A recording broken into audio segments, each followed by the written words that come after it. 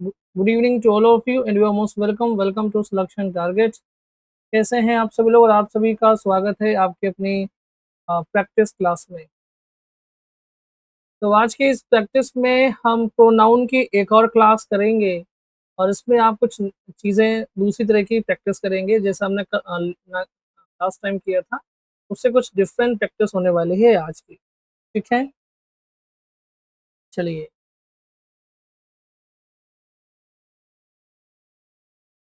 Okay, तो शुरू किया जाए फिर आज का सेशन। क्या वो वॉइस क्लियर नहीं है? एक बार कंफर्म कर दीजिए। कोई भी प्रॉब्लम हो प्लीज कंफर्म कर दीजिए, फिर शुरू करते हैं ताकि बीच में कोई डिस्टरबेंस ना हो। नहीं, बफर नहीं हो रहा। अगर बफर हो रहा है तो वो आपका प्रॉब्लम है। मेरे सामने भी क्लास चल रही है और बफरिंग जैसा कुछ भी नहीं है। आप प्लीज क्लास को बैक करके दोबारा से ज्वाइन कीजिए जिनकी क्लास में भी बफरिंग हो रही है।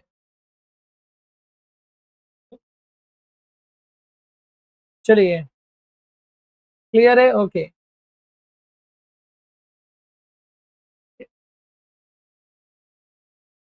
क्लियर है ना? हाँ ठीक है, ओके ओके ठीक है। तो चलिए शुरू करते हैं फिर आज का सेशन, है ना। और प्रोनाउन की दूसरी प्रैक्टिस है और उसका पहला क्वेश्चन आपके सामने है, आंसर दीजिएगा।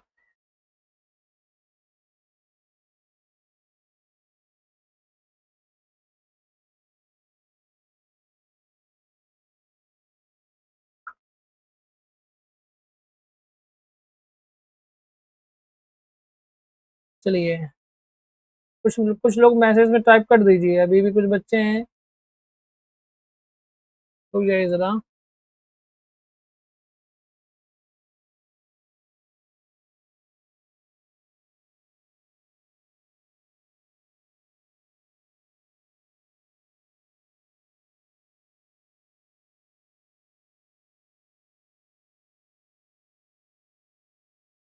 चलिए, ठीक है। अब देखिए यहाँ पर क्या है कि लिखा हुआ है, हाँ सी आंसर कर रहे हैं सभी बच्चे कि गुरुजी सी होगा। बिल्कुल सही है, क्योंकि अगर एवरी लग जाए या ईच लग जाए, ठीक है, किसी नाउन के पहले, तो वो नाउन सिंगुलर होता है, वर्ब भी सिंगुलर आती है और पॉजेसिव एडजेक्टिव भी सिंगुलर ही आएगा। तो यहाँ पर ये गलत है, देयर यहाँ पर गलत है, और यहाँ पर ठीक है एवरीज लिखा है ये भी गलत है, सोल्जर्स लिखा है ये भी गलत है। तो राइट ऑप्शन आपका सी हो जाएगा यहाँ पर, बिल्कुल करेक्ट। ठीक है, सी वाला बिल्कुल सही है। तो नियम याद रखिएगा कि अगर ईच और एवरी अगर किसी भी नाउन के पहले दिए गए हैं तो नाउन आपका सिंगुलर होगा, ठीक है, वर्ब आपकी सिंगुलर होगी, यानी कि वर्ब सिंगुलर होगी, और पॉजेसिव एडजेक्टिव भी आपका सिंगुलर होगा। ये नियम यहाँ पर आप ध्यान रखिएगा। ठीक है, चलिए क्वेश्चन नंबर 2 का क्या होगा वो बताएं।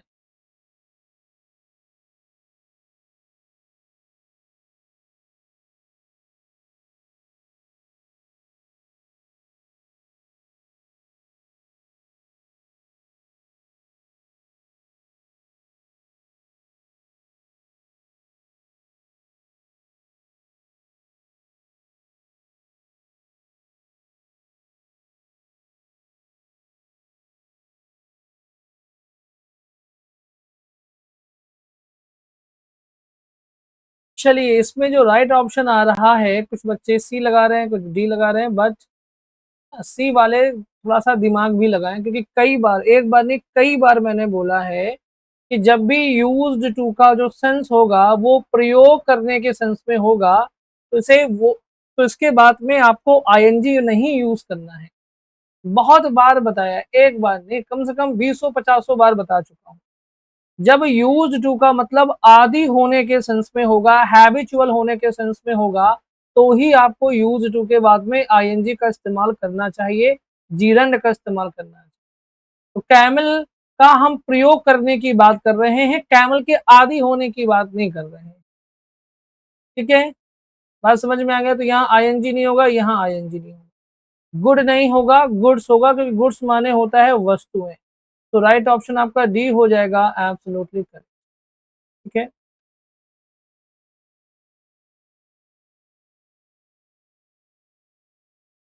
बात समझ में आ गई? ठीक है। क्वेश्चन नंबर 3, बस वही है ना, सेंस भी देखना ज़रूरी है, ठीक है। चलिए बताइए क्या होगा? Of the boys saw him, ठीक है, इसमें क्या यूज़ करेंगे हम?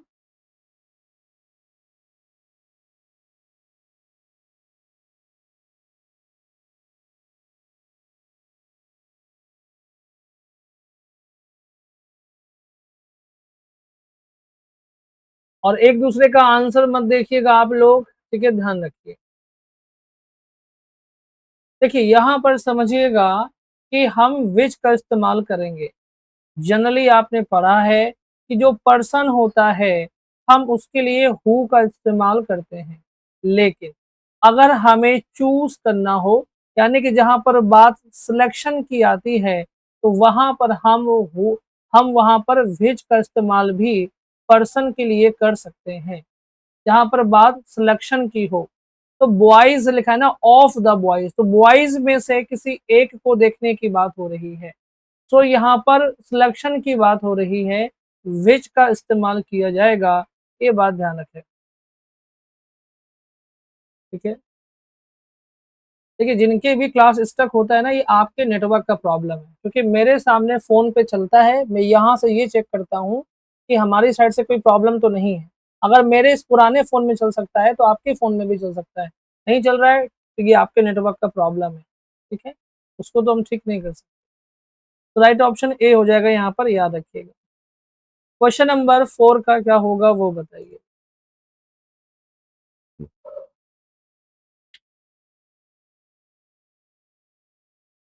ये रूल बेस्ड क्वेश्चन है, केयरफुली पढ़िए, आंसर दीजिए।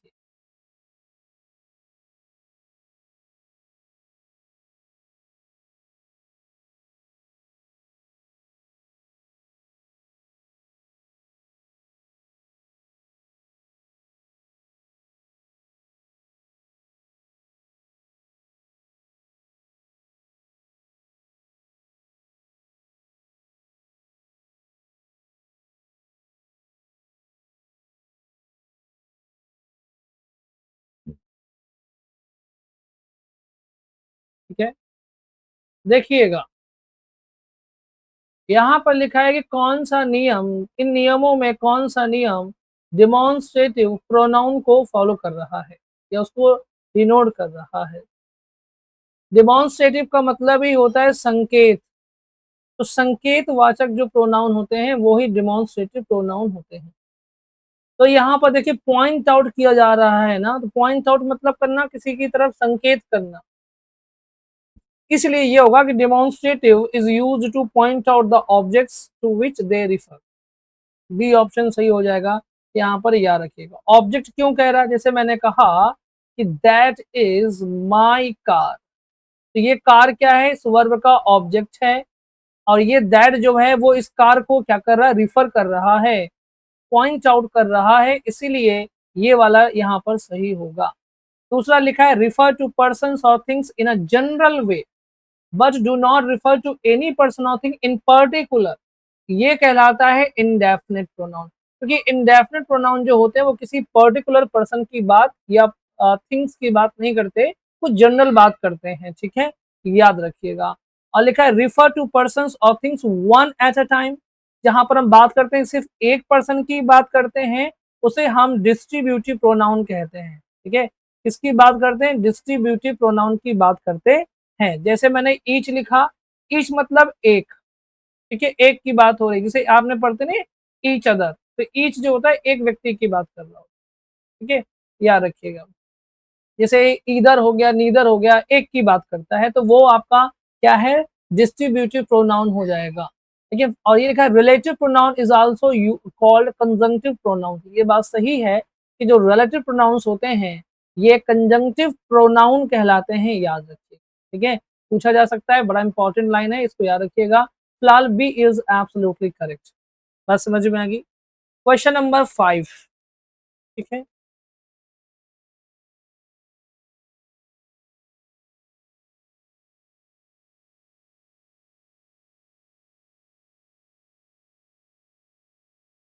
हाँ, ऑब्जेक्ट में पर्सन भी हो सकता है, दैट जो है वो किसी पर्सन को भी रिफर कर सकता है, ठीक है?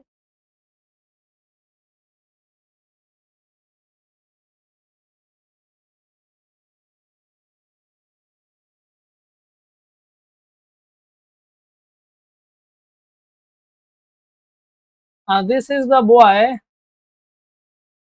ठीक है, दिस इज़ द बॉय, जैसे यहाँ पर लिखा हुआ है देखिए, जब जैसे यहाँ पर लिखा हुआ है, दिस इज़ द बॉय, जब दिस बॉय को रिफर कर सकता है, तो दैट इज़ द बॉय भी हो सकता है, ठीक है? इसलिए कोई दिक्कत नहीं। This is the boy who works hard, तो यहाँ पर हू क्या है? देखिए, एक बात तो क्लियर है, पहली बात समझिएगा कि हू जो है वो रिलेटिव प्रोनाउन है, इसमें कोई डाउट नहीं है, क्योंकि ये इसका एंटीसीडेंट कौन है? ये एंटीसीडेंट बोलते हैं, ठीक है? एंटीसीडेंट, एंटीसीडेंट का मतलब होता है पूर्ववर्ती होता है, ठीक है? पूर्ववर्ती, ठीक है? बात समझ में आ गया? वही बताया गया कि relative pronoun is also called conjunctive pronoun, ठीक? अब ये क्या है? एंटीसीडेंट है, ये रिलेटिव प्रोनाउन है, बट ये रिलेटिव प्रोनाउन जो है, इसके भी 3 रूप होते हैं। रिलेटिव प्रोनाउन के भी 3 रूप होते हैं, 3 होते हैं, नॉमिनेटिव केस होता है, एक अक्यूज़ेटिव केस होता है और एक जेनेटिव केस होता है। नॉमिनेटिव मतलब जब सब्जेक्ट का काम करे, ये सब्जेक्ट का काम कर रहा है तभी ये अपने बाद में वर्ब लेकर के आ रहा है। इसीलिए हू जो है वो आपका नॉमिनेटिव केस हो जाएगा, रिलेटिव प्रोनाउन है बट ऑफ नॉमिनेटिव केस है। अगर हुज़ होता तो हुज़ आपका जेनेटिव केस होता है, याद रखिएगा। बात समझ में आ गई? और अक्यूज़ेटिव केस में क्या होता है, जैसे कि whom है, ये आपका ऑक्यूजेटिव केस है, क्योंकि ये ऑब्जेक्ट का काम करता है, ये बात याद रखिए। तो इस तरह से राइट ऑप्शन आपका ए हो जाएगा, बिल्कुल सही, ठीक है? बात समझ में आ गई? क्वेश्चन नंबर 6 का क्या होगा वो बताइए?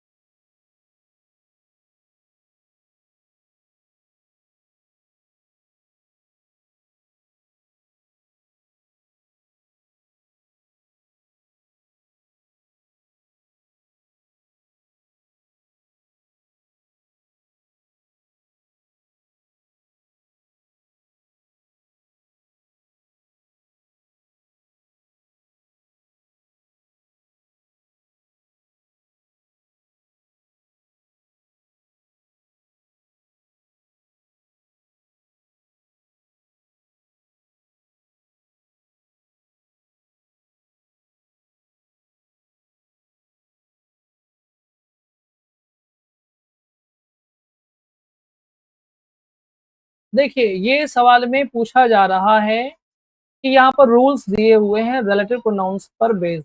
लिखा है the relative pronoun which has no genitive case. अब देखिए, जो व्हिच होता है ये कभी भी पॉसेसिव के रूप में यूज़ नहीं होता है, ये आपको पता है, ठीक है? व्हिच का यूज़ हम पॉसेसिव के रूप में नहीं करते हैं, ठीक है? तो ये नहीं हो सकता है। इसके बाद में द रिलेटिव प्रोनाउन दैट जो है उसका दैट भी हम कभी भी दैट को भी हम पॉसेसिव के रूप में यूज़ नहीं करते, पॉसेसिव के रूप में हम यूज़ नहीं करते हैं, याद रखिए। लेकिन जो हु का रूप है हुज़, वो पॉसेसिव के रूप में बन जाता है। देखिए, हु का ही रूप है हुज़ और हु का ही रूप है whom, ठीक है? जो कि whom ऑब्जेक्टिव केस रहता है, whose जेनेटिव केस यानी कि पॉसेसिव केस होता है। जेनेटिव केस का मतलब ही पॉसेसिव केस होता है, कन्फ्यूज़ मत होइएगा, याद रखिए। जेनेटिव केस का मतलब ही पॉसेसिव केस होता है, तो हु का हुज़ हो सकता है। तो यहाँ पर हम ये नहीं कह सकते कि नो जेनेटिव केस। तो जो रिलेटिव प्रोनाउन हु है, वो जेनेटिव केस रखता है, यानी उसका जेनेटिव केस होता है, ठीक है? ये बात ध्यान रखिएगा। लेकिन व्हिच और दैट का जेनेटिव केस नहीं होता। व्हाट का भी व्हाट भी एक रिलेटिव प्रोनाउन है, व्हाट का भी जेनेटिव केस नहीं होता है, ये भी माइंड में रखिएगा, ठीक है? यानी व्हाट भी पॉसेसिव के रूप में यूज़ नहीं हो सकता है। और जो लास्ट वाला है वो ये है कि the relative pronoun that is used in preference to who और व्हिच, ये बात सही है। जो दैट होता है वह हु को भी रिप्लेस कर सकता है और वह व्हिच को भी रिप्लेस कर सकता है, क्योंकि दैट पर्सन के लिए भी आता है, नॉन लिविंग के लिए भी आता है, एनिमल्स के लिए भी आता है, बर्ड्स के लिए भी आता है, ये बात ध्यान रखिएगा। इस तरह से आपका जो सी ऑप्शन होगा वो बिल्कुल करेक्ट हो जाएगा, क्योंकि यहाँ पर उन्होंने गलत बात बोली है। रिलेटिव प्रोनाउन जो हु है वो उसका जेनेटिव केस होता है। तो सी ऑप्शन यहाँ पर सही हो जाएगा, याद रखिएगा। ठीक है, बात समझ में आ गई? एकदम बहुत अच्छा फोकस होके पढ़िएगा, याद रखिएगा। क्वेश्चन नंबर 7 का क्या होगा बताएं?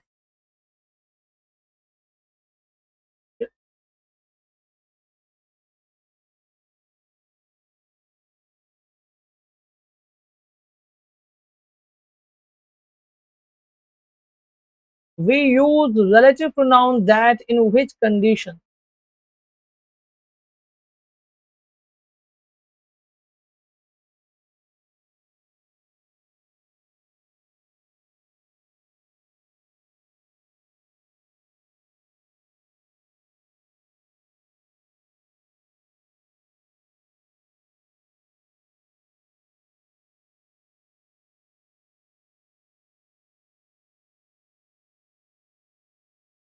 क्या होगा इसमें? We use relative pronoun that in which condition, किस किस कंडीशन में हम दैट रिलेटिव प्रोनाउन का यूज करते हैं।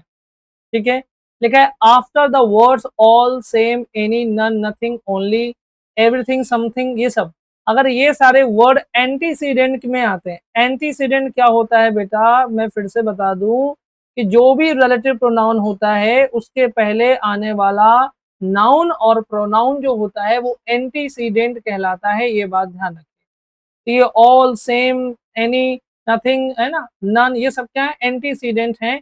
और तो इसके बाद में हम दैट का इस्तेमाल कर सकते हैं। दूसरी बात कि after the interrogative pronoun who और व्हाट, जैसे कभी कभी क्या होता है ना कि हु से शुरू हो रहा है और आगे कि हु इज द बॉय, है ना, और आगे हमें लगाना है तो फिर हम हु नहीं लगाएंगे, फिर हम दैट ही लगाएंगे, फिर हम हु नहीं लगा सकते, क्योंकि दो बार हम इंट्रोगेटिव रिलेटिव प्रोनाउंस का यूज नहीं कर सकते हैं, याद रखिएगा। After two antecedents, one denoting a person and the other denoting an animal or thing, ये बात सही है कि मान लीजिए कि एंटीसीडेंट दो आ जाए। ठीक है, मैंने लिखा एक बॉय लिख दिया, यानी ए बॉय, और एंड अ काउ लिख दिया। ठीक है, तो अब आपसे कोई पूछे कि यहाँ पर क्या यूज कर सकते हैं आप, हु यूज करेंगे कि दैट यूज करेंगे कि विच यूज करेंगे, तो आपको पता है कि यहाँ पर हम दैट यूज करेंगे, क्योंकि एंटीसीडेंट आपका लड़का भी है, मतलब पर्सन भी है, और नॉन लिविंग भी है। तो पर्सन की कंडीशन में हम वैसे तो हु यूज करते हैं, और नॉन और एनिमल्स के लिए हम विच यूज करते हैं, पर अगर दोनों दिया हुआ है तो फिर हम दैट ही यूज करेंगे, ये बात ध्यान रखिएगा। इसलिए डी ऑप्शन जो होगा वो आपका सही हो जाएगा, all of these. Is that clear? ठीक है, बात समझ में आ गई, ध्यान रखिएगा। क्वेश्चन नंबर 8 का क्या होगा वो बताइए।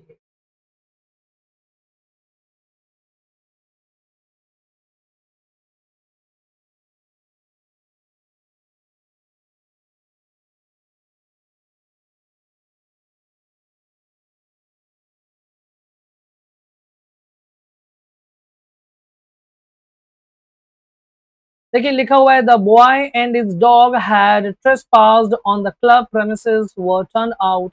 यहाँ पर हम दैट यूज करेंगे, ये एग्जांपल भी देखिए आपको मिल गया कि पर्सन भी है और यहाँ पर एनिमल भी है, तो हम दोनों के लिए क्या यूज करेंगे? रिलेटिव प्रोनाउन दैट यूज करेंगे, याद रखिएगा। ठीक है, सो सी इज एब्सोल्युटली करेक्ट। ओके, हाँ, जो समझाया वही एग्जाम्पल के तौर पर मैंने आपसे सवाल भी पूछ लिया।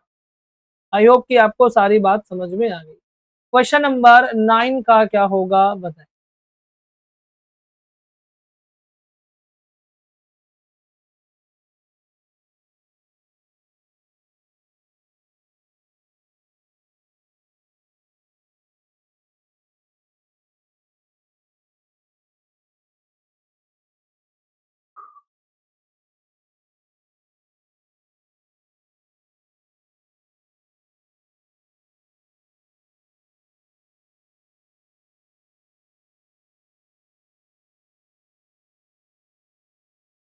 देखिए यहाँ पर लिखा हुआ है कि he is the same man that he has been, यानी कि वही आदमी है जो आदमी वो रहा है। ठीक है, तो सेम की वजह से यहाँ पर दैट आया, तो दैट आपका रिलेटिव प्रोनाउन है, इसमें कोई डाउट नहीं है। लेकिन अभी इस केस कौन सा है, तो मैं आपको ये बात बता दूं कि दैट जो है वो आपका नॉमिनेटिव केस नहीं हो सकता है। रीजन क्या है आपको समझना पड़ेगा। पॉइंट मैंने अभी आपको समझाया कि नॉमिनेटिव केस होने का मतलब है कि ये अपने लिए वर्ब लेकर के आएगा, लेकिन ही के लिए वर्ब ये है और यहाँ पर इसके लिए वर्ब ये है, तो यहाँ पर दैट के लिए वर्ब कहाँ बचे? ये बताइए, दैट के लिए कोई वर्ब है? तो दैट के लिए कोई वर्ब है ही नहीं, इसलिए ये आपका नॉमिनेटिव केस नहीं हो सकता, क्योंकि नॉमिनेटिव केस वर्ब लेकर के आता है, तो ये गलत हो गया।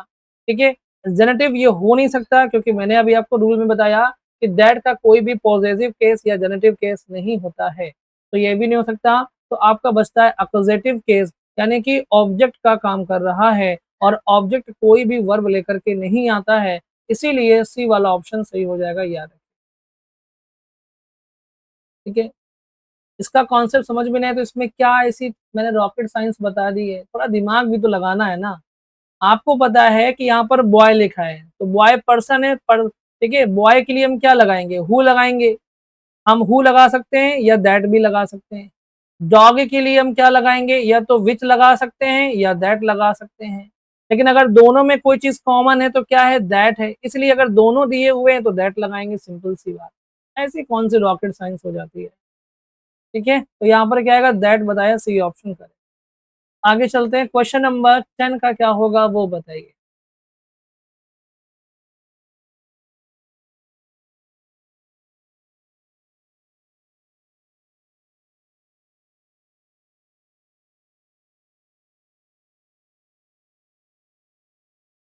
केस वाले में भी तो बताया है ना, सब्जेक्टिव के नॉमिनेटिव का मतलब क्या होता है, अभी ये इस सवाल में भी मैं आपको क्लियर करूंगा। ठीक है, ध्यान से सुनिएगा, क्लियर हो जाएगा।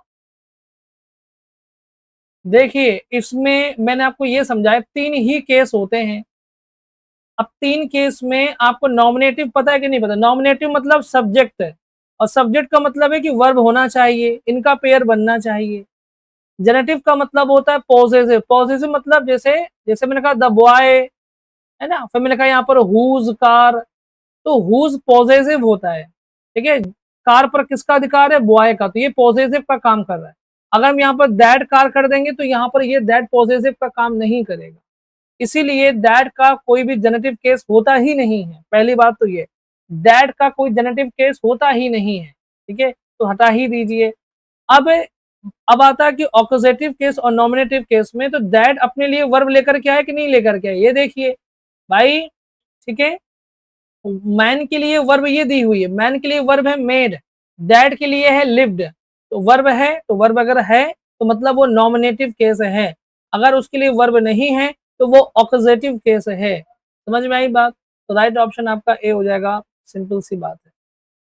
ठीक, बात समझ में आ गया।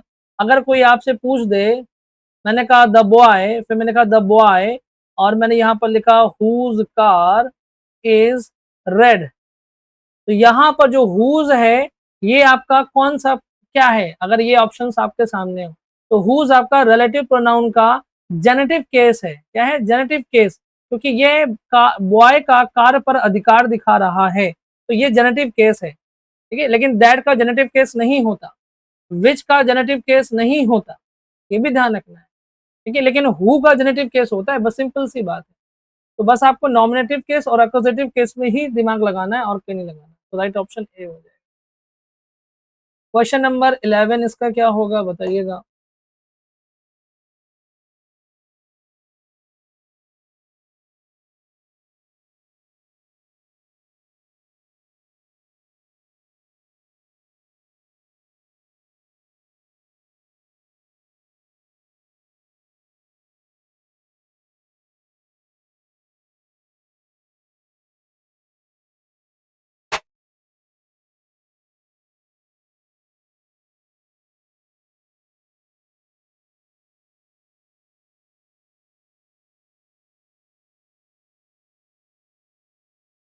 इसमें पूछा है कि कौन सा इनकरेक्ट है, ये पूछा है कौन सा इनकरेक्ट है। ठीक है, इनकरेक्ट पूछा है, लिखा whoever, whosoever, whichever, whatever और whatsoever are compound relative pronouns, ये बात बिल्कुल सही है। ठीक है, ये कंपाउंड रिलेटिव प्रोनाउंस होते हैं। ठीक है, दूसरी बात लिखा हुआ है कि these relative have antecedent expressed, तो मैं आपको बता दूं कि इनका कोई भी एंटीसीडेंट नहीं होता है। अगर ये आपके कंपाउंड रिलेटिव प्रोनाउन, कंपाउंड क्यों कहा जा रहा है, क्योंकि ये मिल करके बने, हु और एवर से मिलकर बना है, ये हु और सो प्लस एवर से मिलकर के बना है, यह विच प्लस एवर से मिलकर के बना है, यह वॉट प्लस एवर से मिलकर के बना है। तो जो यहाँ पे ये हु है, ये विच है, ये वॉट है, ये क्या है, प्रोनाउन है। ठीक है, ये भी काम किसका करते हैं, रिलेटिव का करते हैं, तो इनको हम कंपाउंड रिलेटिव प्रोनाउन बोलते हैं। ये बात बिल्कुल सही है, ठीक है? और ये एंटीसीडेंट नहीं लेते हैं, ये भी मैंने आपको बताया है। मैंने ऑप्शन थोड़ी देखिए ये यहाँ पर ठीक है और ये एंटीसीडेंट नहीं लेते हैं तो ये बात भी सही है। लगा whatever are now ordinary used नहीं ये तो हो गया, ये तो इसी लाइन का पूरा है। The forms whoever, whichever and whatever are now ordinary used ये बात बिल्कुल सही है कि इनका इस्तेमाल भी सेंटेंस में किया जाता है अगर कोई एंटीसीडेंट मौजूद नहीं है। ये मैंने कराए हैं क्वेश्चन ऐसी बात नहीं है। ऑल ऑफ दीज यहाँ पर क्या होगा तो ये आप देखिए तो मैंने आपसे क्या पूछा था? मैंने आपसे पूछा था कि इनकरेक्ट वाला क्या होगा? तो इसमें ये वाला इनकरेक्ट है, बी वाला, क्योंकि इन्होंने ये लिखा है कि ये जो प्रोनाउन है ये एंटीसीडेंट को एक्सप्रेस करते हैं, जबकि ये एंटीसीडेंट को एक्सप्रेस नहीं करते हैं। इसीलिए ये क्या है आपका, ठीक है? बात समझ में आ गया? इसलिए ये वाला आपका रॉन्ग हो जाएगा। बी ऑप्शन आपका सही है क्योंकि मैंने आपसे इनकरेक्ट पूछा है। अब कन्फ्यूजिंग वाले रूल्स है ना, यही तो मजा है। ये क्वेश्चंस बनाने का तरीका है देखिए ना, बहुत मेहनत लगती है। आराम से पढ़-पढ़ के एनालिसिस करके क्वेश्चंस कैसे स्ट्रक्चर्ड होंगे ये सब सोच के बनाता हूँ। और ये डेफिनिटली बहुत स्टैंडर्ड क्वेश्चंस हैं। ऐसा कोई आपको कहीं मिल जाए यूट्यूब पे ढूँढ लीजिएगा बताइएगा, या कोई पढ़ा दे तो बताइएगा। क्वेश्चन नंबर 12 आप देखिए इसमें क्या है कि ये अब मेरी बात पहले ध्यान से सुन लीजिएगा। यहाँ पर क्वेश्चन नंबर 12 लिखा हुआ है ज़रूर, लेकिन मैंने यहाँ पर एक्सरसाइज़ इसलिए डाल दी है ताकि आप समझ सकें कि मैं रेरेन मार्टिन की 29वीं एक्सरसाइज़ का ये क्वेश्चन्स लेकर के आया हूँ। ठीक है? ऐसे करके बहुत सारे क्वेश्चन्स हैं। तो अब आपको क्या करना है कि आराम से चुनना है, ठीक है? और प्रैक्टिस हो जाएगी आपकी नॉमिनेटिव, एक्कुजेटिव, पॉसेसिव की, इसलिए आप एक-एक करके आंसर देना शुरू कीजिए। चलिए बताइए, इसमें ये जितने भी हैं ये सब रिलेटिव प्रोनाउन हैं, कौन से केस के हैं वो आपको बताना है। बताइए चलिए, ठीक है? एक-एक करिए, मैं एक-एक पढ़ के सुनाऊँगा आपको, ठीक है?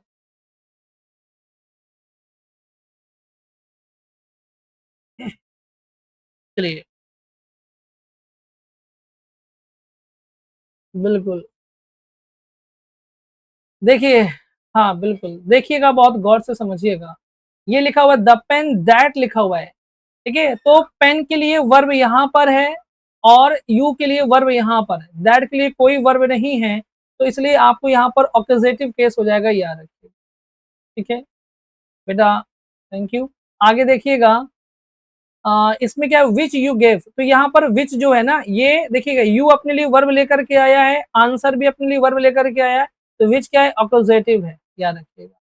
और हुज़ क्या है पॉसेसिव है, इसमें कोई डाउट नहीं है। ठीक है हुज पॉसेसिव होता है यानी कि जेनेटिव केस होता है। पॉसेसिव मतलब जेनेटिव केस, ये भी ध्यान रखिएगा। तो ये भी आपका है, ठीक है? क्लियर हो गई तीनों बातें और आगे बढ़ते हैं। आगे फिर जवाब दीजिए।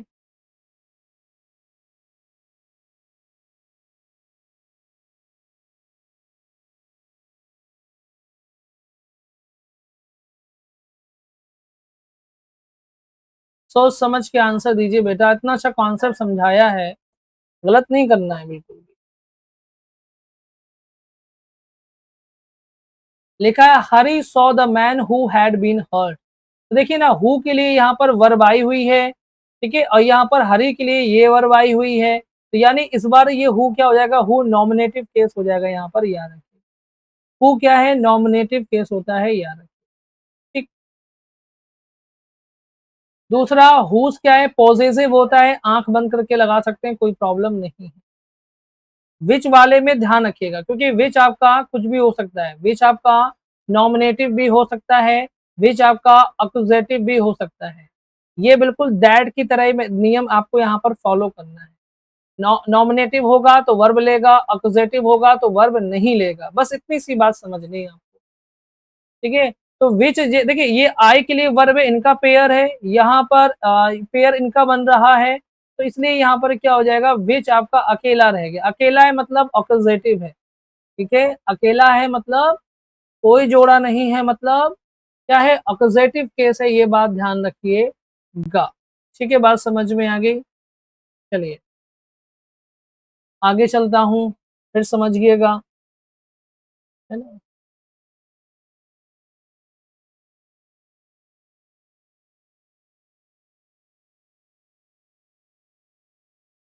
The cat killed the rat.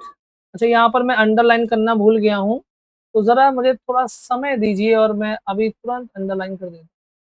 चलिए बाद में कर दूँगा, लेकिन अब चलिए हो गया है तो कर ही देते।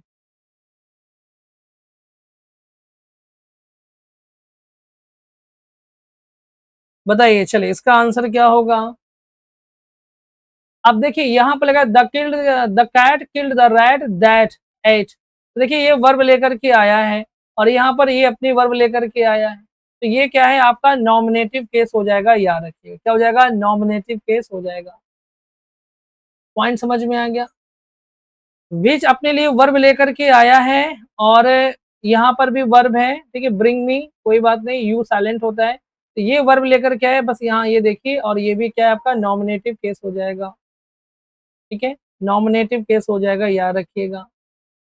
अब दैट, यहाँ पर ये देखिए इनका पेयर है और यहाँ पर देखिए इनका पेयर है। यू का दैट का कोई पेयर नहीं है, दैट का कोई भी पेयर नहीं है। दैट क्या हो जाएगा? अक्यूजेटिव हो जाएगा, याद रखिएगा, ठीक है। आज एकदम नॉमिनेटिव, अक्यूजेटिव और पॉजिटिव का बिल्कुल क्लियर कट दिमाग में बैठ जाएगा, इतनी प्रैक्टिस हो जाएगी कि देखिए और भी है क्वेश्चन अभी।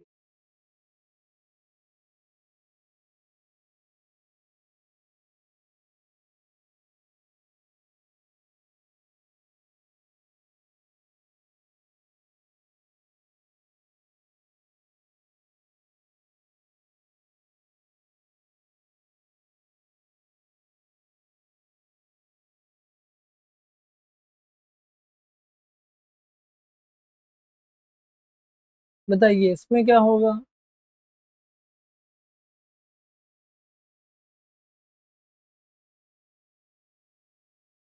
क्वेश्चन का पेज नंबर नहीं पता है? पेज नंबर आपको बुक में देखना पड़ेगा, है ना। एक्सरसाइज नंबर से ढूंढिए, अब पेज नंबर कल से बताऊंगा, पेज नंबर भी अब। चलिए स्नेहा जी थैंक यू। अब देखिएगा यहाँ पर क्या है कि हु के साथ में ये वर्ब है, तो ये क्या हो जाएगा आपका नॉमिनेटिव केस हो जाएगा, कोई दिक्कत की बात नहीं है, ठीक है। हु के साथ में वर्ब है, नॉमिनेटिव केस, ठीक। इसके बाद में क्या है? दैट। अब देखिएगा दैट यहाँ पर रिलेटिव प्रोनाउन तो है, लेकिन इसका कोई पेयर नहीं है। यू अपना लिए हुए है, ठीक है, और ये अपना है, ठीक है। तो यहाँ पर क्या हो जाएगा? दैट ऑपोजिटिव केस हो जाएगा, याद रखिए, क्या हो जाएगा? ऑपोजिटिव केस हो जाएगा, ठीक। इसमें क्या होगा? दैट, अब देखिए ये अपने साथ पेयर लेकर के आया है, ये अपने लिए पेयर लेकर के आया है, तो यहाँ पर दैट फिर क्या हो जाएगा? ऑपोजिटिव केस हो जाएगा, याद रखिए। अब बताइए, है ना, डर खत्म हुआ? नॉमिनेटिव, अक्यूजेटिव और पॉसेसिव का डर खत्म हुआ? नहीं हुआ? और करते हैं और आगे बढ़ते हैं। क्वेश्चन नंबर, इसी में और आगे चलिए। चलिए Vimlesh ji thank you so much.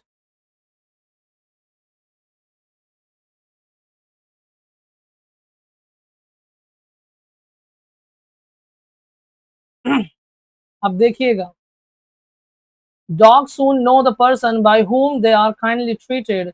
इसमें क्या होगा? अब देखिएगा whom क्या है बेटा? अब देखिए डॉग्स अपने लिए वर्ब लेकर क्या है कि नहीं, ये देखिए ये वर्ब है डॉग्स के लिए, दे के लिए वर्ब है यहाँ पर, और बचा whom अकेला। अकेला है मतलब ऑब्जेक्ट है, ऑब्जेक्ट मतलब ऑक्यूजेटिव केस हो जाएगा, ठीक। दिस के लिए ये है पेयर और वी के लिए ये है पेयर, whom रह गया बेचारा अकेला, और जो होगा अकेला वही बनेगा ऑब्जेक्ट, यानी ऑक्यूजेटिव। बताइए, ठीक है, डाउट क्लियर हुआ? चलिए बहुत बढ़िया। They that seek wisdom will be wise, ठीक है, तो कोई बात नहीं, दैट सीक वर्ब लेकर के आया, सीक वर्ब है, ठीक है, ओके, और दे के लिए वर्ब यहाँ पर है, विल बी, तो ये आपका क्या हो जाएगा? नॉमिनेटिव केस हो जाएगा, याद रखिएगा, ठीक है।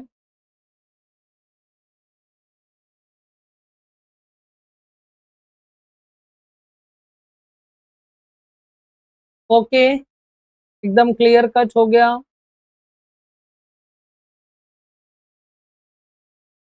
अब बताइए मुझे, सारी बातें क्लियर हो गई, अब तो आप नॉमिनेटिव केस जो रिलेटिव प्रोनाउन का एक्सेसिव केस, पॉसेसिव केस बताने में कोई प्रॉब्लम तो नहीं आएगी ना? एकदम क्लियर हो गया? आप बता दीजिए। ठीक है, फिर अगला कॉन्सेप्ट बढ़े।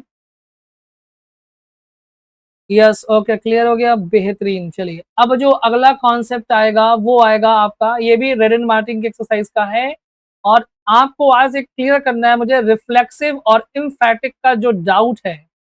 ठीक है, बात समझ में आ गया? रिफ्लेक्सिव और एम्फैटिक का डाउट है कि इनको कैसे हम समझे, कब रिफ्लेक्सिव है कब एम्फैटिक है। आज ये भी क्लियर हो जाएगा, देख लीजिएगा। ठीक है, बस यही तो है, और करा दे। आपका बना है बैठ के, तसल्ली नहीं है बिल्कुल भी। जो बुक में है वही तो कराएंगे ना, इतने ही क्वेश्चंस बुक में हैं तो इतने ही मिलेंगे ना आपको। चलिए, समझदार के लिए सारा काफी, इतना बहुत है ना? अब देखिए आगे चलते हैं। अब आपको मैं यहाँ पर चीजें एक एक एक्सप्लेन करूंगा, क्लियर हो जाएंगी। जैसे लिखा हुआ है, हाँ बिल्कुल बिल्कुल निशा, बिल्कुल, थैंक यू। ठीक है, चलिए, अब देखिए, इसमें आपको रिफ्लेक्सिव और एम्फैटिक में चुनना है। अंडरलाइन मैंने नहीं किया है क्योंकि अंडरस्टूड है कि सेल्फ वाला ही आपका होता है, सेल्फ और सेल्स वाला ही आपको चुनना है, बाकी चुनना नहीं है। तो बताइए क्या होगा? ठीक है, पहले आप लोग आंसर करिए, मैं भी आपको बताऊंगा। ठीक है, देखिए लिखा है I will go my self. अगर मैं स्वयं कहीं जाऊंगा तो मुझ पर कोई असर नहीं पड़ रहा है। ठीक है, यानी कि पहले मैं थोड़ा सा आपको क्लियर कर देता हूं कि रिफ्लेक्सिव और एम्फैटिक में अंतर क्या होता है, पहले यह थोड़ा सा जान लेते हैं। अभी आगे और सवाल आएंगे ना, फिर दिक्कत होगी। रिफ्लेक्सिव का मतलब है कि जो भी क्रिया हो रही है, यानी सेंटेंस में जो भी वर्ब है, यदि उसका असर सीधा सब्जेक्ट पर पड़े, ठीक है, चाहे वो कहीं भी लिखा हो। ये मत बचपन वाला रट्टा भूल जाइए कि बगल में बैठा होगा, कहाँ बैठा होगा, नहीं। अगर क्रिया का असर, जैसे कोई रिफ्लेक्सिव दिया हुआ है लेकिन सेंटेंस में क्रिया तो होगी ना, तो क्रिया का असर अगर सब्जेक्ट पर वापस पड़ता है, उस पर असर डालता है, तो वो 100% क्या है, रिफ्लेक्सिव है। नहीं डालता है तो वो 200% एम्फैटिक है, कोई प्रॉब्लम नहीं है। तो जैसे मैंने कहा I will go my self, तो यहां पर मेरे, मैं जा रहा हूं, स्वयं जा रहा हूं, तो मैं जोर डालूं कि भाई मैं स्वयं जाऊंगा, इसका सब्जेक्ट पर कोई असर नहीं पड़ रहा। गो का क्या, आई पे कोई असर पड़ेगा क्या, नहीं पड़ेगा। लेकिन लिखा है रामा हैज हर्ट हिमसेल्फ, कि रामा ने अपने आप को चोट पहुंचाई। तो अगर मैं अपने गाल में दो बजा लूं तो दर्द मुझे हुआ ना। अगर मैं अपने गाल में दो चांटे मार लूं तो दर्द मुझे हुआ कि नहीं हुआ, सब्जेक्ट को हुआ कि नहीं हुआ? तो सब्जेक्ट को हुआ, तो ये वाला जो क्या होगा, रिफ्लेक्सिव हो जाएगा। दूसरा, तीसरा आता है कि we often deceive our selves, यानी कि हम हमेशा स्वयं को धोखा देते हैं। मान लीजिए कि आप लोग क्वेश्चन को सॉल्व कर रहे हैं लेकिन आप ऑल चैट लगा करके एक दूसरे का देख रहे हैं, मान लीजिए, हालांकि आप नहीं देख रहे, मैं एग्जाम्पल दे रहा हूं, तो हम अपने आप को धोखा दे रहे हैं ना, तो उसका असर किस पर पड़ेगा, स्वयं पर पड़ेगा कि नहीं पड़ेगा? ठीक है, धोखा देने का असर किस पर पड़ा, स्वयं पर पड़ेगा ना। तो इसलिए ये अगर हमने धोखा दिया अपने आप को तो वी पर ही असर पड़ेगा, सब्जेक्ट पे पड़ेगा। सो ये भी क्या है आपका, रिफ्लेक्सिव है। ये भी क्या है आपका, रिफ्लेक्सिव है, याद रखिएगा। ठीक है, और कराऊंगा, भी बहुत सवाल है, डोंट वरी। आगे बताइए। ठीक है, चलिए आगे बताइए। सेकेंड रिफ्लेक्सिव है, क्यों? अपने आप को चोट पहुंचाएंगे तो सब्जेक्ट को ही तो लगेगा ना। ठीक है,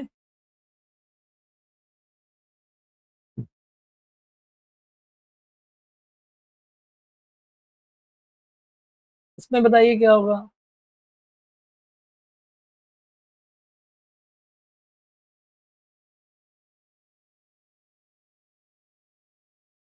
देखिए यहाँ पर लिखा I myself heard the remark. तो अगर मैं कह रहा हूं कि मैंने स्वयं ने रिमार्क यानी टिप्पणी को सुना, तो यहाँ पर एम्फसाइज कर रहा हूं कि भाई मैंने स्वयं ने सुना है, भाई किसी और ने नहीं, मैंने सुना है कि मुझे क्या बोला गया है। तो ये एम्फैटिक है, क्या है, एम्फैटिक है, याद रखिएगा। ठीक है, दूसरे पांचवें वाले में क्या है, अब देखिएगा। पांचवें वाले में क्या है कि you express your self very imperfectly. अब समझिएगा, अगर आप यहां पर आप देखिए एक्सप्रेस कुछ देखिए, एक होता है एक्सप्लेन करना कि I myself explain this point, जैसे मैं लिख दूं सेंटेंस तो कि आई माई सेल्फ, ठीक है,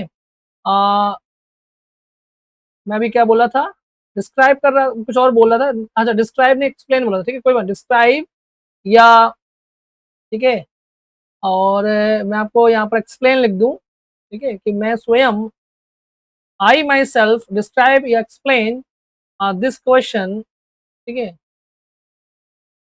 मान ली मैंने ये लिखा कि मैं स्वयं ये करता हूं, तो यहाँ पर समझिएगा कि मैं यहाँ पर क्वेश्चन को डिस्क्राइब या एक्सप्लेन कर रहा हूँ, यहाँ पर आई पर कोई असर नहीं पड़ा, वो एम्फेसाइज कर रहा है कि मैं स्वयं पढ़ाता हूँ भाई, मेरी जगह पे कोई और नहीं पढ़ाता है ना, मैं स्वयं पढ़ाता हूँ, तो मैं क्या कर रहा हूँ अब एम्फेटिक कर रहा हूँ यानी एम्फेसाइज कर रहा हूँ।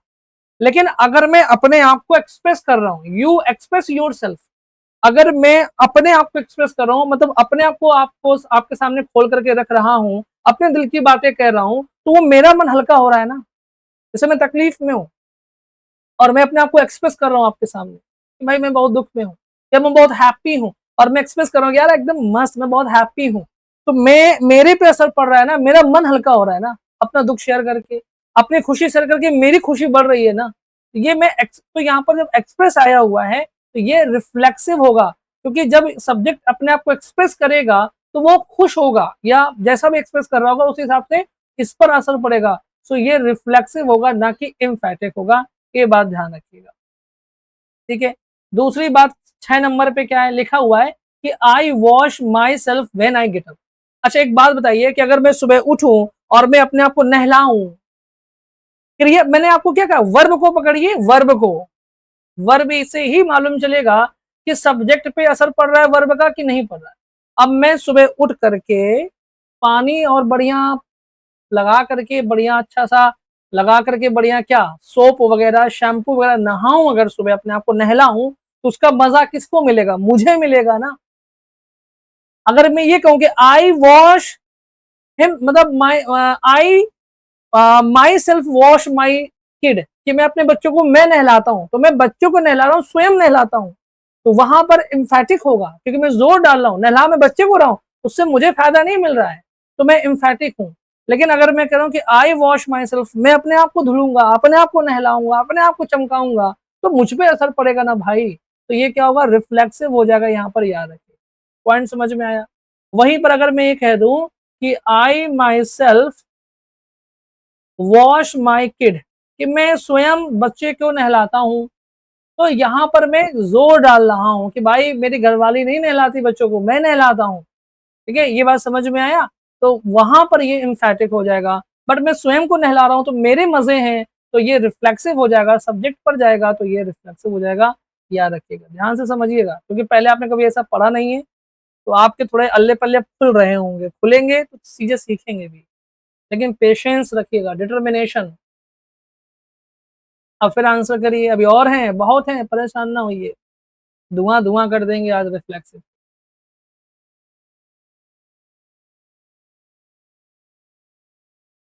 बिल्कुल बिल्कुल। चलिए, द बॉयज हिड देमसेल्व्स।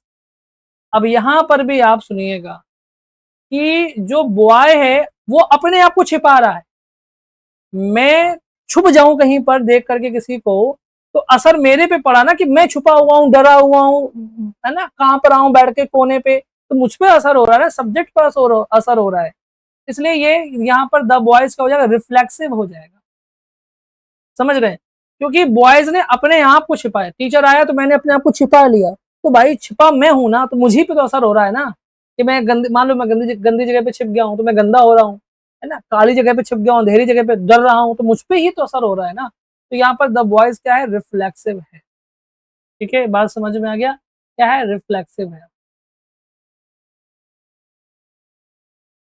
अब यहाँ पर 8 वाले में समझिएगा, यहाँ पर लिखा they have got themselves into a mess, ठीक है, कि उन्होंने, देखिए लिखा दे हैव गॉट, यानी कि वे एक मामले में पड़ गए हैं। अब यहाँ पर आपको लगेगा कि ये रिफ्लेक्सिव है, देखिए इसको क्या माना गया है, एम्फैटिक माना गया है, क्योंकि यहाँ पर देखिए यहाँ पर यूज किया गया है क्या, दे have got themselves into a mess, कि उन्होंने अपने आप को मेस में यानी किसी प्रॉब्लम में डाल लिया है। ठीक है, तो इसमें क्या है, अब निकल के तो यही आता है, आपको लगेगा कि प्रॉब्लम में डाल लिया है तो सब्जेक्ट पर असर पड़ना चाहिए। ठीक है, लेकिन यहाँ पर ऐसा नहीं है, इसे एम्फैटिक माना गया है। क्यों एम्फैटिक माना गया है? ठीक है, कि अगर हमने अपने आप को किसी प्रॉब्लम में डाला है, तो प्रॉब्लम का क्या है ना, कि प्रॉब्लम तो है ना, मतलब प्रॉब्लम में जैसे किसी व्यक्ति से हम झगड़ गए, किसी व्यक्ति से हम झगड़ गए, तो यहाँ पर असर जो है ना वो मिला-जुला असर आ रहा है, इसलिए यहाँ पर एम्फैटिक माना गया है, यहाँ पर रिफ्लेक्सिव नहीं माना गया है। ठीक है, यहाँ पर एम्फैटिक माना गया है। आप चेक कर सकते हैं बुक में, यहाँ पर एम्फैटिक माना गया है कि भाई मैंने स्वयं को अपने आप को क्या कर दिया है, उसमें डाल दिया है या प्रॉब्लम में डाल दिया है। मुझे किसी ने प्रॉब्लम में नहीं डाला, मैंने स्वयं ने डाल दिया प्रॉब्लम में अपने आप को, ये वाली बात हो गई ना। एक होता है, सुनिएगा मेरी बात को, एक होता है कि कोई कोई हमें प्रॉब्लम में डालता है, और है ना, और एक ये हो गया भाई मैंने स्वयं को प्रॉब्लम में डाल दिया यार, भाई मैं पागल हूँ भाई, मैं स्वयं को डाल दिया। मैं एम्फेसाइज कर रहा हूँ कि मुझे किसी ने प्रॉब्लम में नहीं डाला, बल्कि मैंने स्वयं को प्रॉब्लम में डाल दिया है भाई, बेवकूफी की वजह से मैंने स्वयं को प्रॉब्लम में डाल दिया है। तो ये आपका क्या है, एम्फैटिक है, मैं जोर डाल रहा हूँ। कोई कंफ्यूजन नहीं है, मेरे इस एक्सप्लेनेशन को सुनिएगा। एक होता है कि आप किसी और की वजह से प्रॉब्लम में पड़ते हैं, ठीक है, तो वहां तो आप यूज नहीं करेंगे ना सेल्फ वाला। लेकिन अब आप स्वयं प्रॉब्लम में पड़ गए, तो आप कह रहे भाई मैंने स्वयं अपने पैरों पर कुल्हाड़ी मार ली, ऐसे बोलते नहीं है यार, मैंने स्वयं को यार प्रॉब्लम में झोंक दिया भाई, किसी और ने नहीं मुझे झोंका है, मैंने स्वयं को झोंक दिया है। तो ये क्या है आपका, ये आपका एम्फैटिक है, मैं उसे एम्फेसाइज कर रहा हूं कि मैं खुद जिम्मेदार हूं अपने आप की प्रॉब्लम में फंसने के लिए, मैं स्वयं जिम्मेदार हूं, यहाँ पर यह सेंस है। तो एम्फैटिक होगा, यहाँ पर याद रखिए क्या होगा, एम्फैटिक होगा। ठीक है, अब यहाँ पर पॉइजन, जैसे कोई लड़की है ये बॉयडिसिया, पॉइजन हर सेल्फ, तो उसने अपने आप को जहर दिया तो मरेगी भी यही, तीसरा नहीं मर जाएगा, है ना। अगर कोई ए नाम का व्यक्ति है स्वयं जहर खाएगा तो ए ही मरेगा ना, तो यहाँ पर रिफ्लेक्शन आ रहा है, तो यहाँ पर क्या हो जाएगा, रिफ्लेक्सिव हो जाएगा। याद रखिएगा, बात समझ में आ गई, एकदम क्लियर हो गया ना। आठवां वाला क्लियर हुआ कि नहीं हुआ, एक बार बता दीजिए। ठीक है, हाँ, पॉइंट को समझा दिया है। इसके बाद में नेक्स्ट आता है आपका question number 10।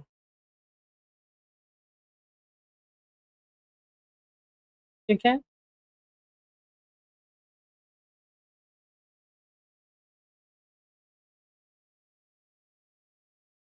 Okay, they loved themselves so much that they thought of no one else. अब देखिए वे अपने आप से प्रेम करते हैं, अगर मैं अपने आप से प्रेम करूंगा तो मुझे फायदा होगा ना भाई।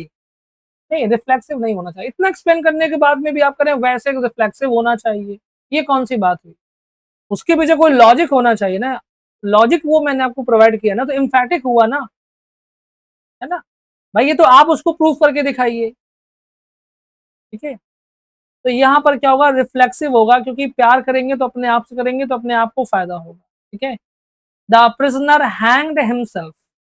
ठीक है, द प्रिजनर, एक्चुअली क्या होता है ना, मैं शुरू में एक्सप्लेन करने में थोड़ा सा हिचकिचा गया, क्योंकि वो एक होता नहीं कि एग्जाम्पल्स नहीं माइंड में मिल रहे होते हैं, तो वहीं पर बच्चों का माइंडसेट बन जाता है कि गुरुजी इसको जबरदस्ती वेरीफाई कर रहे हैं, पर ऐसा नहीं है। तो चीजें दिमाग में आई तो हमने आपको ये बताया कि किस तरह से वो इम्फैटिक होगा। ठीक है, ये ध्यान रखिएगा। द प्रिजनर हैंग्ड हिमसेल्फ, इसमें क्या होगा, रिफ्लेक्सिव हो जाएगा, क्योंकि अगर कैदी ने स्वयं को फांसी लगाई है तो भाई मरेगा भी कैदी ही ना, कोई और नहीं मरेगा, सो रिफ्लेक्सिव है। पॉइजनड है, स्वयं को पॉइजन किया है तो ये भी आपका रिफ्लेक्सिव है, बारे में भी रिफ्लेक्सिव है, क्योंकि अगर कोई भी एक एक गरीब विधवा ने या बेचारी विधवा ने अपने आप को अगर पॉइजन कर लिया है, तो जहर खा लिया है, तो स्वयं मरेगी ना, तो ये रिफ्लेक्सिव हो जाएगा, याद रखिए, यहाँ पर भी रिफ्लेक्सिव हो जाएगा, याद रखिएगा। ठीक है, बात समझ में आ गई। क्वेश्चन नंबर, और बताइए, अभी बहुत है, सब क्लियर हो जाएंगे डाउट।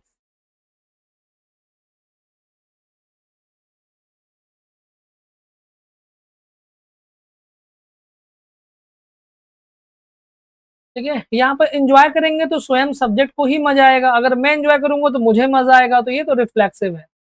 ठीक है, स्वयं को धोखा दूंगा तो मुझे खुद को नुकसान होगा, तो ये रिफ्लेक्सिव ही होगा। कि वो कहे डोंट यू डिसीव योरसेल्फ, अगर मैं अपने आप को धोखा दूँगा तो स्वयं ही झेलूँगा उसको, है ना? I myself heard the remark, ये तो रिपीट हो गया है, बुक में भी रिपीट है। तो माई सेल्फ यहाँ पर क्या हो जाएगा, ये एम्फैटिक हो जाएगा, याद रखिए,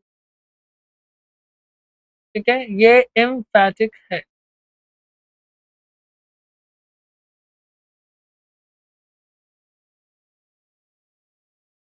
ठीक है?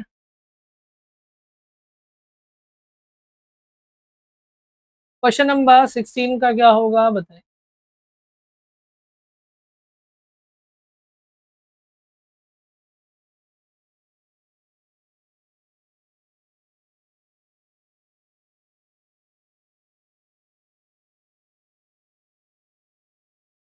He set himself a hard task,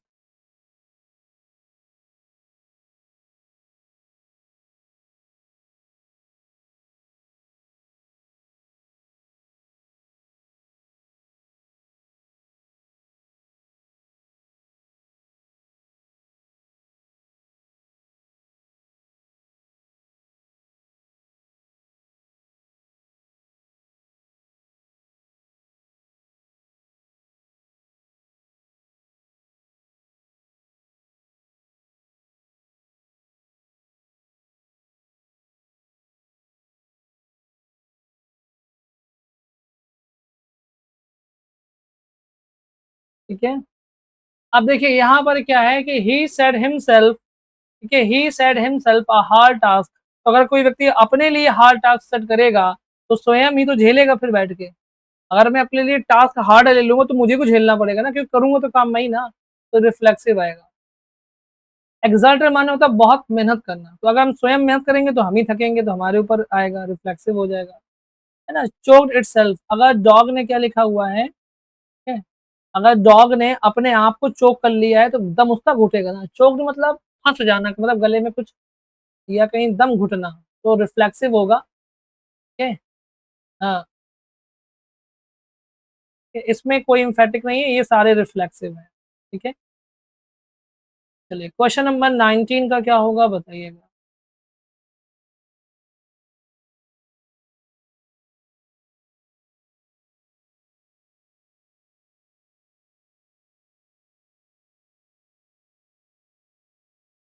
अरे बेटा ये बताओ, बुक में जो होगा वही तो कराएँगे भाई, तो ये सवाल मत करिए क्या बचा क्या नहीं बचा। जो बुक में होगा वही कराएँगे ना, है ना? ये बैच का नाम लिखा है इसलिए रेन मार्टिन बैच है, जो बुक में एक्सरसाइज़ में होगा वही कराऊँगा। उसके अलावा आप ये मत बोलिए कि कितना कम ज़्यादा है या और क्वेश्चन क्यों नहीं है। मैं खुद नहीं बना रहा हूँ बैठ के, मैं सिर्फ़ एक्सप्लेन कर रहा हूँ, ठीक है? अब देखिए they gave themselves a lot of trouble, इसमें क्या होगा? अगर लिखा नहीं, अगर वो अपने आप को प्रॉब्लम देंगे, तो यहाँ पर क्या होगा, खुद ही झेलेंगे, तो रिफ्लेक्सिव हो जाएगा यहाँ पर, ठीक है? अगर मैं प्रॉब्लम खुद ही झेल रहा हूँ, ले रहा हूँ, लेकिन ना गिव यहाँ पर सीधा देने की बात हो रही है कि मैंने सीधा प्रॉब्लम ले लिया है, तो ये रिफ्लेक्सिव होगा। We seldom see ourselves as others see, अगर हम अपने आप को देखते हैं तो उसका असर भी हम ही पे पड़ेगा, ये भी रिफ्लेक्सिव होगा। वोकैब का नहीं है, ग्रामर का बैच है, ठीक है? जितना देखिए मैंने जो माइंड में टारगेट सेट किया है ना, उसी के हिसाब से फी भी डिसाइड की जाती है ना? ये भी जान लीजिए, अगर मैं इसको पूरा मुझे पढ़ाना होता ना तो इसकी फीस भी एक बार पढ़ाऊँगा इसको पूरा, तो उसकी फीस भी देखिएगा। कम से कम 6 महीने पढ़ाऊँगा, 8 महीने कम से कम। अब देखिए इसमें क्या आएगा, house divided against itself can not stand, ये भी रिफ्लेक्सिव होगा, ठीक है? क्योंकि एक घर अगर स्वयं खड़ा नहीं हो सकता तो वो अपने लिए कह रहा है ना, तो यहाँ पर रिफ्लेक्सिव हो जाएगा, याद रखिएगा, ठीक है? वही है ना। क्वेश्चन नंबर 22 इसका क्या होगा? बताइए चलिए। नहीं, पूरा कराऊँगा अभी मैं, अभी पढ़िए इसको, करिए अभी, कुछ क्वेश्चन्स और बचे हैं, टाइम नहीं हुआ है, ठीक है? He that wrongs his friend wrongs himself more. देखिए, ये लिखा हुआ है कि वह जो अपने दोस्त को गलत करता है, अन्याय करता है, तो वो अपने साथ में ज़्यादा अन्याय करता है। तो यहाँ पर अपने लिए कह रहा है ना कि अगर मैंने किसी से अन्याय किया तो मेरे साथ अन्याय होगा, तो उसका असर किस पे पड़ेगा? मुझ पे पड़ेगा, यानी सब्जेक्ट पे पड़ेगा। तो ये भी रिफ्लेक्सिव हो जाएगा, याद रखिए, ठीक है? बात समझ में आ गई? Some people are always talking about themselves, कुछ लोग हैं जो अपने बारे में बात कर रहे हैं, ठीक है? क्या है, अपने बारे में हम बात करें, जब अपने आप बारे में बात कर रहे हैं तो यहाँ पर एम्फैटिक आएगा, सॉरी रिफ्लेक्सिव आएगा, एम्फैटिक नहीं आएगा। अगर मैं अपने बारे में बात कर रहा हूँ तो मेरे ऊपर असर आएगा ना, क्योंकि मैं अपने बारे में बात कर रहा हूँ। अच्छा बोलूंगा तो अच्छा असर आएगा, बुरा बोलूंगा बुरा असर आएगा, तो इसलिए क्या होगा, ये भी रिफ्लेक्सिव हो जाएगा। ठीक है। हाँ, ये Georges himself was the last to cross the hells point. ठीक है, तो यहाँ पर स्वयं उसने क्रॉस किया है ना, तो ये भी आपका रिफ्लेक्सिव हो जाएगा। जो भी ये व्यक्ति है ये स्वयं क्रॉस कर रहा है किसी पॉइंट को, ठीक है, तो ये क्या हो जाएगा, रिफ्लेक्सिव हो जाएगा। ठीक है?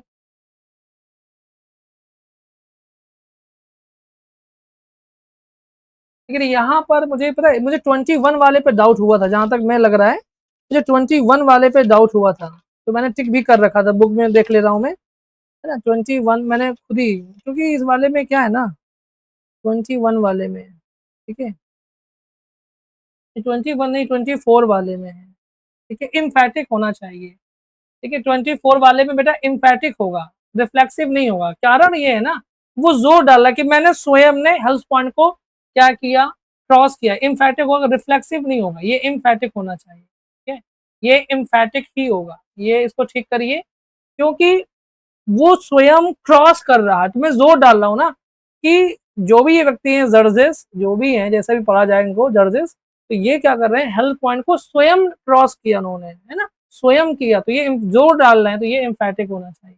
ये एम्फैटिक होगा, ये रिफ्लेक्सिव होगा, और ये भी आपका रिफ्लेक्सिव होगा। ठीक है, हाँ ये वाला एम्फैटिक है।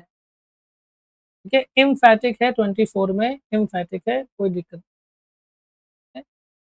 जहाँ लगता है वहाँ खुद ही समझ में आने लगता है, आप लोगों को खुद ही फील होने लगा कि यहाँ पर क्या होगा, है ना।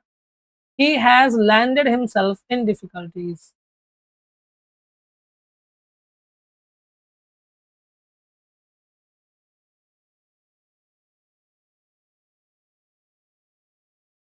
अभी पता है, दो तीन सवालों में डाउट है, अभी मैंने बहुत नोट कर रखा है। ठीक है, हाँ अभी इसमें दो तीन सवालों में डाउट है, जैसे कि ये वाला तो क्लियर है कि ही हैज लैंडेड हिमसेल्फ, वो स्वयं डिफिकल्टी में कूदा है, तो यहाँ पर क्या होगा, रिफ्लेक्सिव हो जाएगा। ठीक है, स्वयं कूदा है तो रिफ्लेक्सिव हो जाएगा, है ना?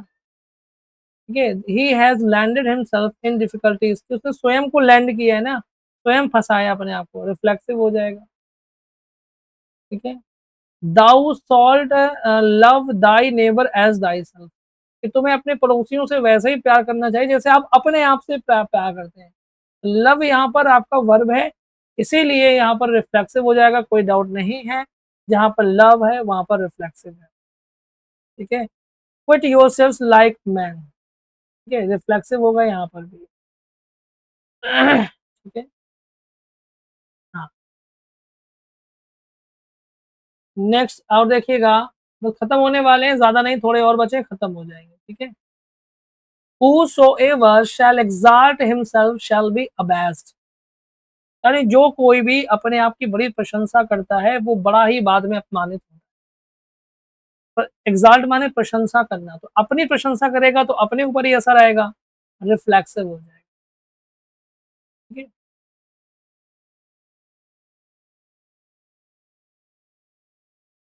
तो यहाँ पर लिखा है Sinai itself trembled at the presence of God, यानी जो सिनाई है वो गॉड की उपस्थिति में खुद ही कांपने लग गया। इसको भी इम्फैटिक माना गया है। ठीक है, इसे भी क्या माना गया है, इम्फैटिक माना गया है। ये कहा जा रहा है कि भैया सिनाई जो है ना, वो स्वयं ही कांपने लग गया गॉड के सामने, उसे खुदे पैर हिलने लग गए, वो जोर डाल के कह रहा है। जैसे एक मान लीजिए कहा जाए, जैसे कोई बहुत बड़ा योद्धा है, उसके लिए कहा जाए कि यार वो स्वयं ही हार मान गया भाई, स्वयं ही एकदम, है ना। तो यहाँ पर भी वही, Sinai itself tremble at the presence of God, कि जो सिनाई है वो गॉड की उपस्थिति में खुद ही कांपने लग गया, इसको इम्फैटिक माना गया है।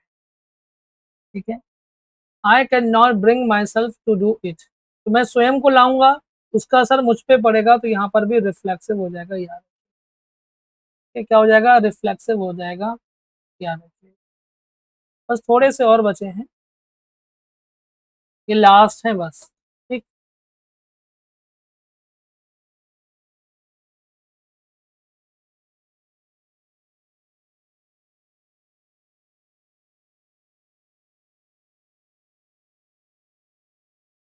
लिखा है कि pray do not inconvenience yourself.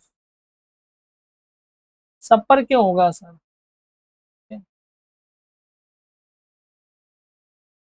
यहाँ पर ट्रेम्बल का मतलब ये हुआ कि जो सिनाई है गॉड की उपस्थिति में, एक होता नहीं है कि यार राजा स्वयं ही कांपने लग गया गॉड के सामने, तो है ना, तो वहां पर जोर दिया जा रहा है कि यार राजा स्वयं ही कांपने लग गया भाई गॉड के सामने, तो हवा टाइट हो गई राजा की, ऐसे बोलते नहीं है वो सेंस में, तो वो इसलिए एम्फैटिक है। लास्ट में एक बात और बताऊंगा मैं आपको, pray do not inconvenience yourself, reflexive होगा यहाँ पर, याद रखिए, ठीक है, क्योंकि हम अपने आप को असुविधा में डालेंगे तो खुद ही तकलीफ होगी, reflexive. I was sitting by my self, ठीक है, मैं स्वयं को, है ना, I was sitting by my self. देखिए प्रेपोजिशन के बाद में तो रिफ्लेक्सिव ही होता है, मैंने पढ़ाया भी एक बार, प्रेपोजिशन के बाद भी रिफ्लेक्सिव होता है, I was sitting by my self, है ना। और and sometimes I do hate my self, reflexive, अपने आप से नफरत करूंगा तो अपने आप पे, तो क्या हो जाएगा यहाँ पर, सिनाई माउंटेन है, हाँ वही माउंटेन, सिनाई माउंटेन है, यस, रिफ्लेक्सिव हो जाएगा, याद रखिए।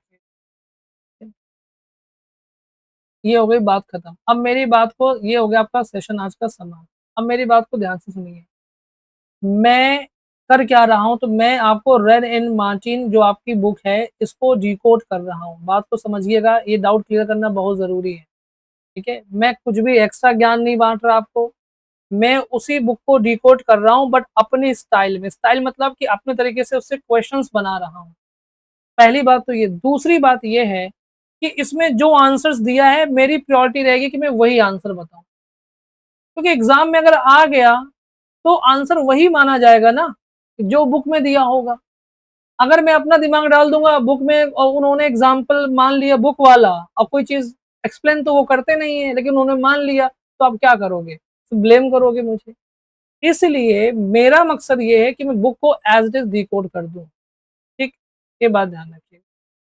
तो वही चीज है, वही मैं कर रहा हूँ। कहीं कहीं तो मुझे भी लगता है कि ऐसा होना चाहिए, बट जो है उसे हमें स्वीकारना पड़ेगा, बुक को, बुक का मतलब यही होता है, ठीक है। और कुछ टॉपिक ऐसे हैं जिनमें रिडन मार्टिन को एज इट इज पूछा जाता है, इसमें हम कोई रिस्क ले भी नहीं सकते, ठीक है, क्योंकि सिनाई पर्वत स्वयं एक होता, जैसे मान लीजिए, ठीक है, यहाँ पर जो आप कह रहे हैं कि सिनाई पर्वत पर असर पड़ा, तो यहाँ पर जोर डाल के ये कहा जा रहा है कि आप खुद सोचिए, जैसे पर्वत है कितना महान होता है, कितना महान होता है, वो किसी के सामने डरेगा क्या, जो पर्वत के, अगर आप किसी व्यक्ति को ले लीजिए, कोई ऐसा व्यक्ति जो मान लीजिए आपके यहाँ बाहुबली कोई है, आपके गांव में कोई बाहुबली है, कोई बहुत पावरफुल आदमी है, तो किसी के सामने नहीं डरता, लेकिन जब उसके सामने कोई और बाहुबली आ गया तो डर के मारे कांपने लगा कि नहीं लगा, तो ये नहीं कहा जाएगा, ये कहा जाएगा कि यार पता है वो स्वयं कांपने लगा भाई, हवा टाइट हो गई उसकी फलाना के सामने। तो यहाँ पर जोर डाला जा रहा है, यहाँ पर रिफ्लेक्ट नहीं किया जा रहा है, यहाँ पर वो कांप रहा है तो इस बात पर जोर डाला है, क्योंकि सिनाई पर्वत एक बहुत महान पर्वत है जो भगवान के सामने स्वयं कांपने लग गया, तो वहां पर जोर, ठीक है, तो जब भी कोई महान आदमी कांपने लग जाए तो उस पर जोर डाला जाता है कि यार स्वयं उसकी हालत खराब हो गई भाई, हम क्या कर सकते हैं, है ना। अरे बुक में आंसर नहीं दिए हैं लेकिन आंसर की में तो आंसर दिए हैं ना, ठीक है? चलिए अब कल का टॉपिक क्या होगा, तो कल का टॉपिक देखते हैं, वर्ब होगा, वर्ब में देखते हैं क्या क्या है, वर्ब कराऊंगा मैं आपको, ठीक है, नहीं वर्ब नहीं, एडजेक्टिव कराऊंगा, एडजेक्टिव, कल का टॉपिक एडजेक्टिव होगा, याद रखिएगा, ठीक है।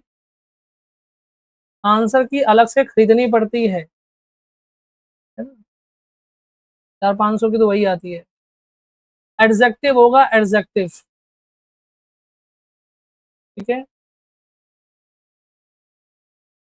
चलिए आज तो बिना पानी पिए ही आपको इतना पढ़ा गया मैं। ठीक है, चलिए फिर बाकी अपना ध्यान रखिए, और इनमें से अगर कोई भी विजय भो बैच में है तो ऐसा कुछ विजय भो बैच में अभी बचा नहीं है, सब समाप्ति हो गई है, बच्चे भी नहीं आते हैं शाम की क्लास में तो कोई मतलब नहीं है, बैच इज ओवर, जो भी पढ़ा दिया गया उसको आप रिवीजन करिएगा।